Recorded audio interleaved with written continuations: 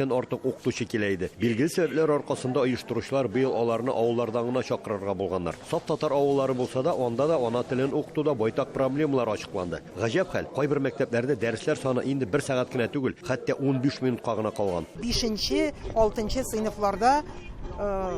сыйныфларда 0,25. Демәк инде бу елына 5 сәгать дигән сүз. Татар теле 5 сәгать һәм әдәбият 5 сәгать елына. Иске Кулатка районы бистәсендәге 2нче мәктәптә дә укучыларның 98% татар балалары. Шулай да ата-аналар укытучыларга уңай булсын дип 5 көнлек укуга күчәргә ризалык биргәннәр дә татар теле атнасына нибары 1 сәгать кенә калган. Аның да ярты сәгате татар теленә, ярты сәгате татар әдәбиятына бирелгән. 5 көнлеккә күчкәч шулай булды ул.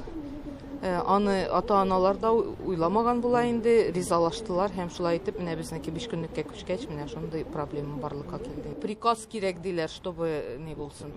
Тулы сәгать, 1 сәгать хотя бы булсын өчен приказ килергә, ул юк ди. Әлбәттә, Әлфиягә дөрес әйтмәгәннәр. Татар телен укыту өчен бернинди дә күрсәтмә дә, приказ да кирәк түгел. Хәзергесе заманда бернинди приказ белән дә укучыларга 1 сәгать укытыгыз, 2 сәгать, 3 сәгать укытыгыз димиләр.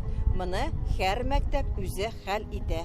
Берничә гасырлык тарихы булган татар әдәбиятын укытуга ярты түгел, 1-2 сәгатьнең дә аз булуын укытучылар үзләре дә яхшы аңлый. Татар теле әдәбият дәресләренә җитми. Чөнки әдәбият авторларыбыз бик күп, безнең татар телендә грамматика бик күп, шуңа күрә җитми. Димитроград шәһәренең Габдулла Тукай исемендәге татар мәктәбе быел да татар әдәбиятын өйрәнү, мәдәниятен, гореф-гадәтләрен саклау буенча байтак чаралар уздырган. Татарстан Мәгариф министрлыгы белән беренче тапкыр Гакил Сагыйров укулары оештырган. Алдагы уку елына да балалар саны тагын берничә дистәгә артачак. Менә быел без тагын шатланып шундый яңа уку елына япасабыз, һәм инде без 2нче тапкыр 2 сыйныф ачабыз.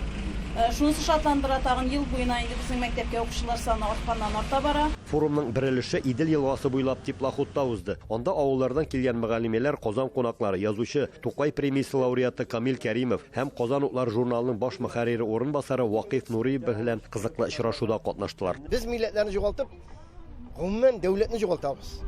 Бу бик зур проблемага әйләндерә. Чөнки таркаулык бунда. Монда берләшү юк. Тел берләштерә дә бит әле ул. Аннан соң без хәзер укытучылар өстенә үеп калдырмакчы булабыз. Укытучыларга сәгать бирелмәгән, укытучыларга зарплата бирелмәгән. Анда 4тән 25% дигән зарплата мин аңламыйм.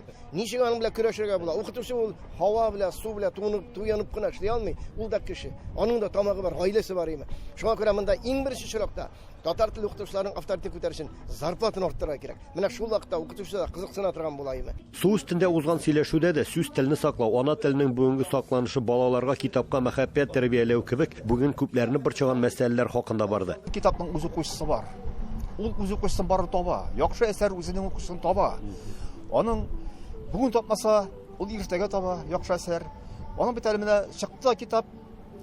Бүген аны кырылып алып бетерделәр. Ул бит теге нәрсә дип әйтим? Теге бүген аша торган калбаса түгел. Ульян өлкәсе җитәкчелеге ана телләрен укытуга шартлар тудырса да, ата-аналар тарафыннан игътибар бик нык кимеде. Безгә каршы килмиләр.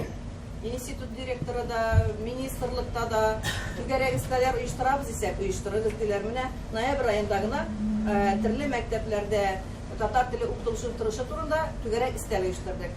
Кайсы районнарда, кайсы мәктәпләрдә татар теле өйрәтелми, шул директорларны чакырып түгәрәк истәл. Елына 1 мәртәбә министр үзе кабул итә безнең автономия вәкилләрен, автономия рәисләрен кабул итә үзенә. Һәм еллык эш планын карап чыгалар, нәрсәләр эшләргә кирәк, тагы нәрсәләр кертергә кирәк ул эшләргә. Бу бит тоже зур нәрсә. Менә министр үзе кабул итсен әле, әйеме?